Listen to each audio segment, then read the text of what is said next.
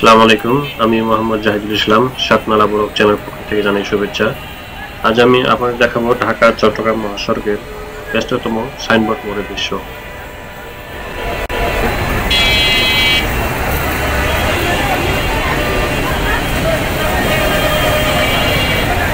ঢাকা শহর থেকে খুব সহজেই এবং দ্রুত সময়ে নারায়ণগঞ্জ শহরে প্রবেশ করতে চাইলে সাইনবোর্ড মোড় হচ্ছে একমাত্র সহজ পথ।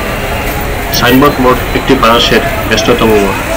এই মোড় দিয়ে প্রতিদিন শত শত গাড়ি নারায়ণগঞ্জ শহরে প্রবেশ করে এবং নারায়ণগঞ্জ শহর থেকে অসংখ্য গাড়ি এই সাইনবোর্ড মোড় দিয়ে ঢাকায় আসা যাওয়া করে।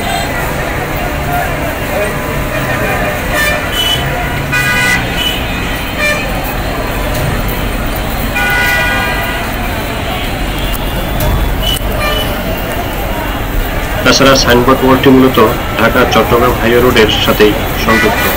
এটি বাংলাদেশের সবচেয়ে ব্যস্ততম রাস্তা। ঢাকা থেকে চট্টগ্রামগামী যানবাহনগুলো সাধারণত এই সাইনবোর্ড মোড় ঘেঁষেই চলাচল করে।